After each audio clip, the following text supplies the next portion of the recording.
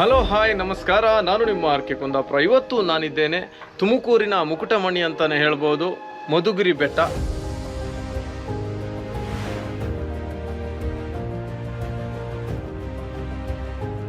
ಈ ಮಧುಗಿರಿ ಬೆಟ್ಟದ ವಿಶೇಷ ಏನಂತ ಹೇಳಿದರೆ, ಇದು ಏಷ್ಯಾದಲ್ಲೇ 2ನೇ ಅತಿ ಎತ್ತರವಾದ ಏಕಶಿಲಾ ಬೆಟ್ಟ ಅಂತ ಕರೀತಾರೆ.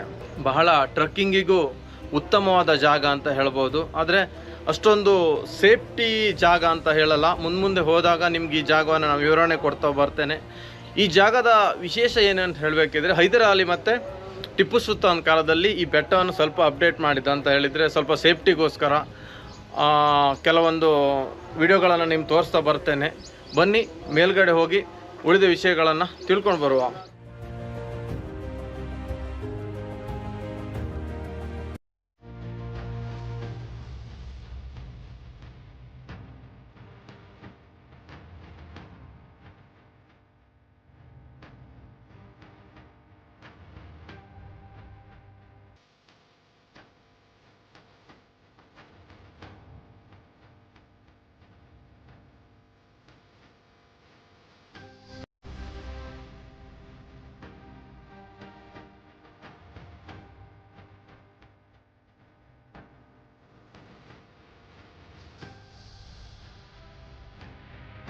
ಹೇಳೋದೊಂದು ನಿಜವಾದ ನಿಧಿ ಯಾವ್ದು ಗೊತ್ತಾ?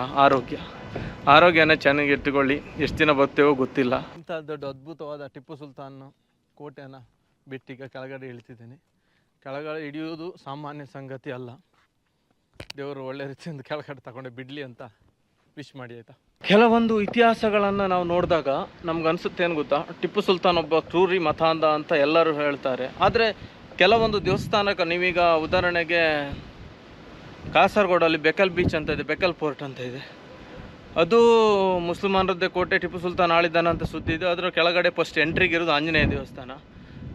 ಅದು ನಿಮ್ಗೊಂಥರ ವಿಭಿನ್ನ ಪ್ರಶ್ನೆಗಳನ್ನು ಇತಿಹಾಸಕಾರರಿಗೆ ಮೂಡಿಸೋದಂತೂ ಗ್ಯಾರಂಟಿ. ಮತ್ತೊಂದು ಏನಂತ ಹೇಳಿದರೆ, ನಿಮಗೆ ಇನ್ನೊಂದು ವಿಷಯದಲ್ಲಿ ಹೇಳ್ಬೇಕಂತ ಹೇಳಿದರೆ, ಈಗ ನಾನು ಮಧುಗಿರಿ ಬೆಟ್ಟದೇನು ತುದಿಯಲ್ಲಿದ್ದೇನೆ. ಕೆಳಗಡೆ ಆಂಜನೇಯ ದೇವಸ್ಥಾನ ಇದೆ, ಎಲ್ಲ ಆಂಜನೇಯಂದಿದೆ. ಅದು ಕಡೆ ಫಸ್ಟು ಹಿಂದೂಗಳು ಆಳ್ತಿದ್ರು, ಕಡೆ ಮುಸ್ಲಿಮ್ರ ಏನೋ ಗೊತ್ತಿಲ್ಲ. ಬಟ್ ಅದು ಏನೂ ಹಾಳು ಮಾಡಿಲ್ಲ, ದೇವಸ್ಥಾನನೇನು ಹಾಳುಗೆಟ್ಟಿಲ್ಲ. ದೇವಸ್ಥಾನ ಚೆನ್ನಾಗಿದೆ, ಒಳ್ಳೆ ರೀತಿಯಲ್ಲಿದೆ, ದರ್ಶನ ಮಾಡ್ಬೋದು. ಪೂಜೆ ಪುನಸ್ಕಾರಗಳೇನು ನಡೆಯುತ್ತೇನಿಲ್ಲ. ನಾನು ಬರುವಾಗ ಲಾಕ್ ಮಾಡಿದರು. ಈ ಕೆಲವೊಂದು ಪುಸ್ತಕಗಳಿಂದ ಏನೇನು ಲಭ್ಯ ಆಗುತ್ತೋ ಗೊತ್ತಾಗಲ್ಲ. ಆದರೆ ನಮ್ಮ ಪೂರ್ವಜರು ನಮಗೋಸ್ಕರ ಕೆಲವೊಂದು ಇತಿಹಾಸಗಳನ್ನು, ಅಂದರೆ ಕೆಲವೊಂದು ವಿಷಯಗಳನ್ನು ಇಟ್ಟೋಗಿದ್ದಾರೆ ಅನ್ನೋದು ಮಾತ್ರ ನಿಜವಾಗ್ಲೂ ಸತ್ಯದ ಮಾತು. ಯಾಕಂದರೆ ನಾವು ಹುಡುಕುತ್ತಾ ಹೋದರೆ ನಮಗೆಲ್ಲ ಕಾಣಸಿಗುತ್ತೆ. ಆದರೆ ಹುಡುಕುವ ಶ್ರಮ ನಮ್ಮಲ್ಲಿರಬೇಕು. ನಮ್ಮ ಜನ ಏನಂತ ಹೇಳಿದರೆ ಖಾಲಿ ನಿಧಿಗೋಸ್ಕರ ಮಾತ್ರ ಹೋರಾಟ ಕೊಡ್ತಾರೆ. ಅದು ಬಿಟ್ಟರೆ ಈ ಹಿಸ್ಟಾರಿಕಲ್ ಪ್ಲೇಸನ್ನು ಉಳಿಸೋಕೆ ಏನು ಕೊಡಲ್ಲ. ನಾನು ಹಿಂದ್ಗಡೆ ಕಾಣ್ತಿದ್ದು ನೋಡಿ, ಅದು ಎರಡು ಬಾಕ್ಸು, ಅದು ಫುಡ್ಡನ್ನು ಸ್ಟೋರೇಜ್ ಮಾಡಲಿಕ್ಕಂತ ಕಣಜಗಳಿರ್ಬೋದು. ಆದರೆ ಅದರಲ್ಲಿ ಏನಂತ ಹೇಳಿದರೆ, ಎಲ್ಲಾದರೂ ಅದನ್ನು ಓಪನ್ ಆಗಿದೆ, ಮೇಲ್ಗಡೆಯಿಂದ ನೋಡ್ಬೋದು ಏನಿದೆ ಅಂತ ಒಳಗೆ. ಎಲ್ಲರೂ ಓಪನ್ ಆಗಲಿಲ್ಲ ಅಂತ ಹೇಳಿದರೆ ಜನರು ಅದನ್ನು ಅಗ್ದು ಒಡ್ಕೊಂಡು ತಿಂತಿದ್ರು, ಏನೋ ನಿಧಿ ಸಿಗ್ಬೋದಾ ಅಂತ. ಮೊದಲಿನ ಕಾಲದವ್ರಿಗೆ ಅದೊಂದು ಹುಚ್ಚಿತ್ತಲ್ಲ, ಕ್ರೇಜ್, ನಿಧಿ ಬೇಕು, ನಿಧಿ ಸಿಕ್ಕಿದ್ರೆ ಒಳ್ಳೆ ಲೈಫ್ ಸೆಟ್ಲ್ ಆಗುತ್ತೆ ಅಂತ. ನೀವು ನೋಡ್ತಿರೋ ಪೀಕು ಏನಿಲ್ಲ, ಸ್ಟೆಪ್ ಕ್ಲಿಯರ್ ಆಗಿದೆ. ಅದು ಬಟ್ಟೆ ಒಳ್ಳೆ ಶೂ ಇದ್ದರೆ ಗ್ರಿಪ್ಪಲ್ ಆಗುತ್ತೆ, ಆಯಿತಾ? ಹಾಂ, ಅದು ಮಾಡ್ಕೊಳ್ತೆ, ಆಯಿತಾ? ಇಲ್ಲ ಅಂತ ಹೇಳಿದರೆ ಜಸ್ಟ್ ನೀವು ಹೀಗೆ ಫೋಲ್ಡ್ ಆದ್ರಿ ಅಂತ ಹೇಳಿದರೆ ನಿಮ್ಮ ಕತೆ ಅಂತ್ಯ. ಭಯಂಕರ ರಿಸ್ಕಿ ಟ್ರಕ್ಕಿಂಗ್ ಪ್ಲೇಸ್ ಅಂತ ಹೇಳಿದರೆ ಮಧುಗಿರಿ ಬೆಟ್ಟ. B careful. ಮಧುಗಿರಿ ಬೆಟ್ಟವನ್ನು ಹತ್ತುವಾಗ ಆದಷ್ಟು ಜಾಗ್ರತೆಯಿಂದಿರಿ, ತಾಳ್ಮೆಯಿಂದಿರಿ. ಹೇಗೆ ಕಾಣ್ತಾ ಇದೆ ನೋಡಿ ಮಧುಗಿರಿ. ಇದು ನಾನು ಇನ್ನೊಂದು ಸೈಡಲ್ಲಿದ್ದೇನೆ. ಇದ್ರ ಸೈಡಿಂದು ವ್ಯೂ ಮಾಡಲಿಕ್ಕೆ ಭಾರಿ ಕಷ್ಟ. ಆದರೆ ಹಿಂದ್ಗಡೆ ಮಾತ್ರ ಸೂಪರಾಗಿ ಕಾಣುತ್ತೆ. ಇಲ್ಲಿ ದೊಡ್ಡದೇನು ತಗೊಳ್ಬೇಕಂತಿಲ್ಲ, ಖಾಲಿ ಒಂದು ಮೊಬೈಲ್ ತಗೊಂಡ್ರೆ ಸಾಕು. ಈ ಮಧುಗಿರಿ ಬೆಟ್ಟ ಹತ್ತುವಾಗ ಸನ್ಗ್ಲಾಸನ್ನು ಮರೆದೇ ತನ್ನಿ. ನೋಡಿ ಸ್ವಾಮಿ, ನಾವಿರೋದು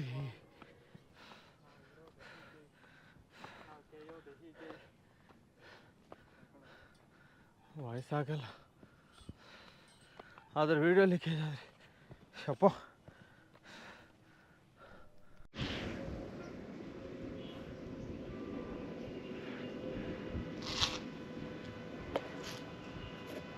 ಇದು ಜೈಲು ನೋಡಿ, ಜೈಲು ಒಳಗಡೆ ಹೇಗೆಲ್ಲ ಇದೆ ಅಂದರೆ ಜಸ್ಟ್ ಲೈಟಲ್ಲಿ, ಬಟ್ ತೊಂದರೆ ಇಲ್ಲ. ಹಾರರ್ ಮೂವಿಯನ್ನು ಶೂಟ್ ಮಾಡುವಂಥ ಮನಸ್ಥಿತಿಯನ್ನು ಸಿಗೋಣ. ಬೆಳಕಿಗೋಸ್ಕರ ಇಷ್ಟೇ.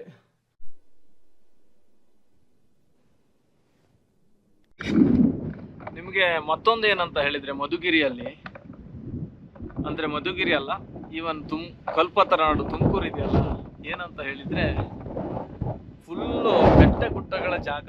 ನನ್ನ ಹಿಂದ್ಗಡೆ ನಿಮಗೆ ಕಾಣ್ತಿರ್ಬೋದು ಎಷ್ಟು ಬೆಟ್ಟಗಳಿದೆ ನೋಡಿ. ಒಳ್ಳೆ ಗೆದ್ದೆಗೆ ಮಣ್ಣು ಹಾಕಿದ ರೀತಿಯಲ್ಲಿ ಬೆಟ್ಟಗಳ ರಾಶಿಯನ್ನು ನೋಡೋದು, 2, 3, 4 ರಾಶಿಗಳನ್ನು ನೋಡ್ಬೋದು.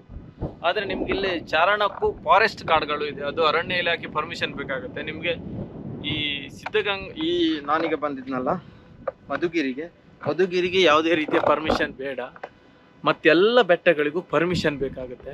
ಪರ್ಮಿಷನ್ ಇದ್ದರೆ ಆ ಬೆಟ್ಟಗಳನ್ನು ಹೋಗ್ಬೋದು, ಯಾಕಂದರೆ ಕೆಲವೊಂದು ಫಾರೆಸ್ಟ್ ಆಗಿರುತ್ತೆ.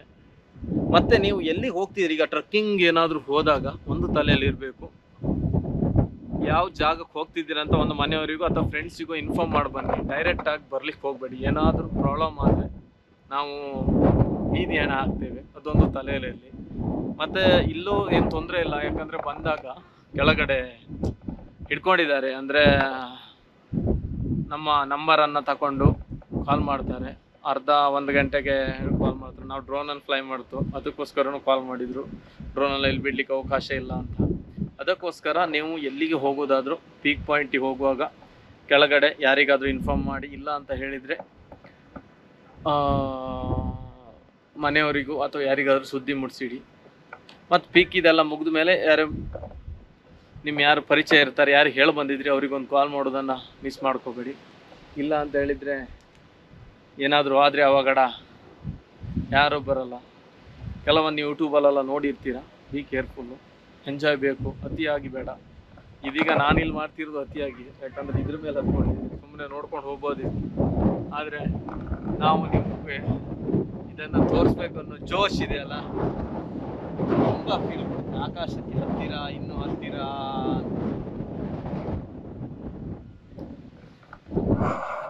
ಪ್ಲೇಸ್ಗಳನ್ನು ನೀವು ನೋಡಿ. ಯಾರು ಹೇಳೋದು ನೋಡಿ, ಒಳಗೆ ಹೋಗಿ ಪೀಕ್ ಬೆಟ್ಟ ಮರಿ.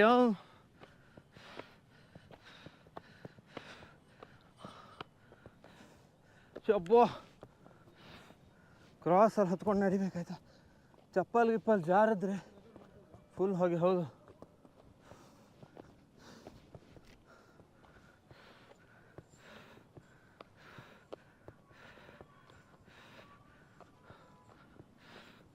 ಇದೆ ಅನ್ಸುತ್ತೆ. ಇದಕ್ಕೆ ಈಗ ರೋಡ್ ಹಾಕಿರ್ಬೋದು. ಪೀಕ್ ಅಲ್ಲ ಇದು.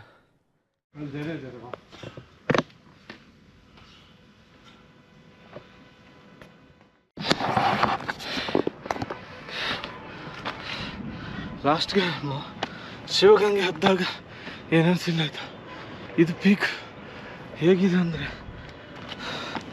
ಸಾವಿ ಕೈಯಲ್ಲಿ ಇಟ್ಕೊಂಡು ಹತ್ತಬೇಕಷ್ಟೆ.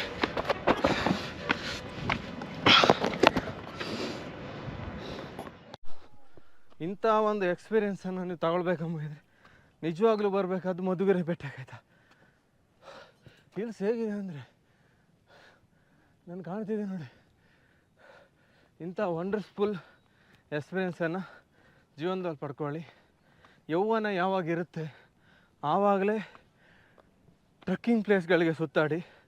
ಲಾಸ್ಟಿಗೆ ಗೋವಾ ಬೀಚೆಲ್ಲ ಸುತ್ತಾಡ್ಬೋದು. ಬೆಟ್ಟ ಗುಡ್ಡಗಳನ್ನು ನೀವು ಯಾವಾಗ ಸ್ಟ್ರೆಂತಲ್ಲಿರ್ತೀರಿ ಅಷ್ಟೊತ್ತಿಗೆ ತಿರುಗಾಡೋದನ್ನು ಕಲ್ತ್ಕೊಳ್ಳಿ.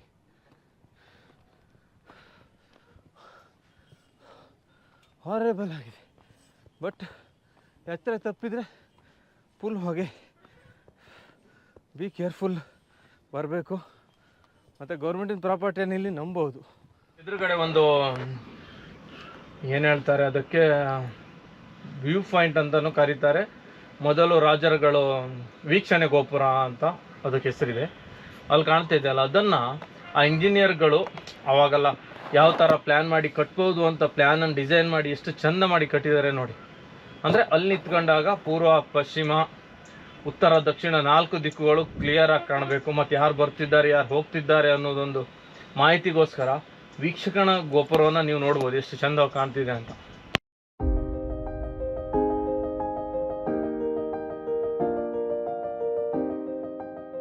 ನಿಮಗೆ ಏನಂದರೆ ಕೆಲವೊಂದು ಹಿಲ್ ಸ್ಟೇಷನ್ಗಳಲ್ಲಿ ಏನಂದರೆ ಫುಡ್ ಸಿಗುತ್ತೆ ಮೇಲ್ಗಡೆ. ಉದಾಹರಣೆ ಶಿವಗಂಗೆ ಬೆಟ್ಟಕ್ಕೆ ಹತ್ತಿದ್ರೆ ಮೇಲ್ಗಡೆ ಫುಡ್ ಸಿಗುತ್ತೆ, ಏನು ತಗೊಂಡೋಗ್ಬೇಕಂತ ಇಲ್ಲ. ಈ ತುಮಕೂರಿನ ಏಕಶಿಲಾ ಬೆಟ್ಟದಲ್ಲಿ ಮಧುಗಿರಿ ಬೆಟ್ಟ ಇದೆಯಲ್ಲ, ಅಲ್ಲಿ ನಿಮ್ಗೆ ಏನು ಫುಡ್ ಸಿಗೋಲ್ಲ. ವಾಟರ್ ಬಾಟ್ಲು ನಿಮ್ಗೆ ಏನೇನು ಬೇಕು, ಡಿಹೈಡ್ರೇಷನ್ ಆಗದಿದ್ದಾಗೆ ಏನೇನು ಫುಡ್ ಬೇಕು, ಡ್ರೈ ಫ್ರೂಟ್ಸ್ ಆಗಿರ್ಬೋದು ಅಥವಾ ಫುಡ್ ಏನು ಬೇಕಾಗುತ್ತೆ ಅದನ್ನಿಷ್ಟು ಬ್ಯಾಗಲ್ಲಿ ತಗೊಂಡೋಗಿ. ಜಾಸ್ತಿ ಲೋಡ್ ಮಾಡ್ಕೊಳ್ಬೇಡಿ, ಏನಂದರೆ ಮೇಲೆ ಹತ್ತುತ್ತಾ ತುಂಬ ಸುಸ್ತಾಗುತ್ತೆ. ಅದಕ್ಕೋಸ್ಕರ ನೀವು ಮಧುಗಿರಿ ಬೆಟ್ಟವನ್ನು ಪ್ಲ್ಯಾನ್ ಮಾಡೋದಿದ್ದರೆ ದಯವಿಟ್ಟು ಡೈರೆಕ್ಟಾಗಿ ಏನೇನು ಫುಡ್ ಬೇಕು, ವಾಟರ್ ಬಾಟ್ಲ್ ಆಗಿರ್ಬೋದು. ನಾನು ಜಾಸ್ತಿ ಟ್ರೆಕ್ಕಿಂಗ್ ಹೋಗುವಾಗ ಸೌತೆಕಾಯಿಯನ್ನು ತಗೊಳ್ತೇನೆ, ಯಾಕಂದರೆ ಸ್ವಲ್ಪ ಡಿಹೈಡ್ರೇಷನ್ನಿಂದ ಬಚಾವಾಗ್ಬೋದು ಅಂತ. ಈಗ ನಿಮ್ಗೆ ಇಲ್ಲಿ ಕಾಣ್ತಾ ಇದೆಯಲ್ಲ ಈ ಹೋಲ್ಗಳು, ಈ ಹೋಲ್ಗಳಲ್ಲೇ ರಾಜರುಗಳು ಅಥವಾ ಸೈನಿಕರು ಯುದ್ಧ ಮಾಡುವಾಗ ಗನ್ ಇಟ್ಕೊಂಡು ಇದೇ ಪಾಯಿಂಟಲ್ಲಿ ಕೂರ್ತಿದ್ರು ಅಂತ ಕೆಲವು ಇತಿಹಾಸಕಾರರು ಕೆಲವೊಂದು ಬುಕ್ಕಲ್ಲಿ ಬರೆದಿದ್ದಾರೆ. ಇದು ಏನಾಗುತ್ತಂದರೆ ಈ ಟೆಂಪಲಿನ ನಿಮ್ಗೆ ವಿಶೇಷತೆ ಏನಂತ ಹೇಳಬೇಕಂದ್ರೆ ಈ ಕೋಟೆದು ವಿಶೇಷತೆ ಏನಂದರೆ ಇಲ್ಲಿ ನೋಡಿ, ಇದು ನಮ್ಮ ಜನ್ರೇಷನ್ ಅವರು ಕೆತ್ತಿದಂಥ ಶಿಲ್ಪಕಲೆ. ಕೆಲವೊಂದು ಪೂರ್ವಜರ ಕಾಲದಲ್ಲಿ ಶಿಲ್ಪಕಲೆ ಇದೆ, ಮತ್ತು ಕೆಲವೊಂದು ಏನು ಮಾಡಿದ್ದಾರೆ ನಮ್ಮ ಜನ್ರೇಷನ್ ಅವರು ಕೆತ್ತಿದ ಶಿಲ್ಪಕಲೆಯನ್ನು ನೀವು ಮಧುಗಿರಿ ಬೆಟ್ಟದ ಎಲ್ಲ ಗೋಡೆಗಳಲ್ಲೂ ಕಾಣ್ಬೋದು. ಮಧುಗಿರಿ ಬೆಟ್ಟದಲ್ಲಿ ಟಿಪ್ಪು ಸುಲ್ತಾನ್ ಅವರ ಒಂದು ಕನ್ಸ್ಟ್ರಕ್ಷನ್ ಇದೆಯಲ್ಲ, ಉದಾಹರಣೆಗೆ ಬೆಟ್ಟಗಳಿಗೆಲ್ಲ ಗೋಡೆ ಮಾಡಿದ್ದಾರೆ. ಅದೇ ಥರನೇ ನಮ್ಮ ಈ ಜನರು ಎಲ್ಲ ಗೋಡೆಗಳಿಗೂ ತಮ್ಮದೇ ಆದ ಕೆತ್ತನೆ ಕೆಲಸವನ್ನು ಬಂದು ಹೋಗಿದ್ದಾರೆ.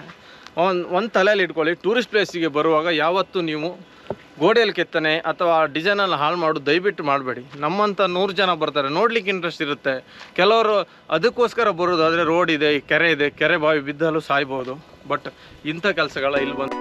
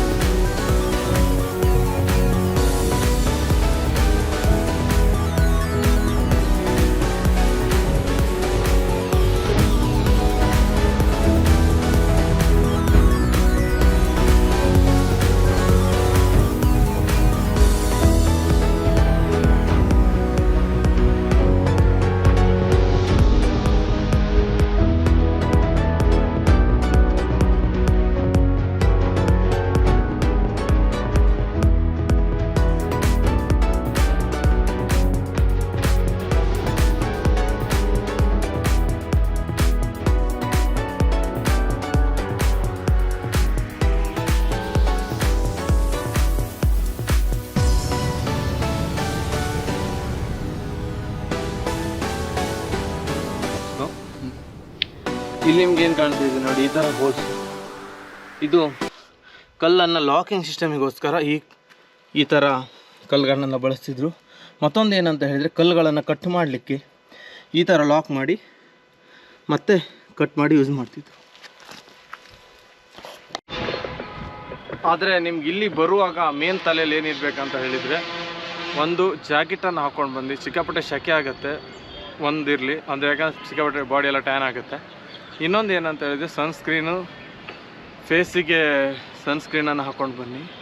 ಸಿಕ್ಕಾಪಟ್ಟೆ ಬಿಸಿಲಿದೆ, ಆದಷ್ಟು ಬೆಳಿಗ್ಗೆ ಅಥವಾ ಸಂಜೆ ಬಂದರೆ ಬೆಟರು. ಸಂಜೆ 5-6 ಗಂಟೆ ಮೇಲೆ ಎಂಟ್ರಿ ಇಲ್ಲ ಅನಿಸುತ್ತೆ, ಏನು ಚಾರ್ಜ್ ಇಲ್ಲ ಹತ್ತಲಿಕ್ಕೆ, ಆದರೆ ಕಂಫರ್ಟೇಬಲ್ ಆಗಿದೆ. ಬರುವಾಗ ನಿಮಗೆ ಮುನ್ನೆಚ್ಚರಿಕೆ ಕ್ರಮಗಳನ್ನು ಏನೇನು ತಗೊಳ್ಬೇಕು ಅನಿಸುತ್ತೆ ಒಂದು ಟ್ರಕ್ಕಿಂಗ್ ಹೋಗುವಾಗ ಅದನ್ನು ತಗೊಂಡು ಬನ್ನಿ, ಸೇಫ್ಟಿ ಆಗುತ್ತೆ. ಏನಂತ ಹೇಳಿದ್ರೆ ಕೆಲವೊಂದು ಟ್ರಕ್ಕಿಂಗ್ ಪ್ಲೇಸ್ಗಳಲ್ಲಿ ಜಲಪಾತ ಅಲ್ಲೇ ಇರುತ್ತೆ ಫಾರೆಸ್ಟಲ್ಲಿ, ಇದರಲ್ಲಿ ಅದು ಏನಿಲ್ಲ, ಬರೀ ಕಲ್ಲುಗಳಷ್ಟೇ. ಅದರಿಂದ ಆದಷ್ಟು ಸೇಫ್ಟಿಯಾಗಿ ಬನ್ನಿ.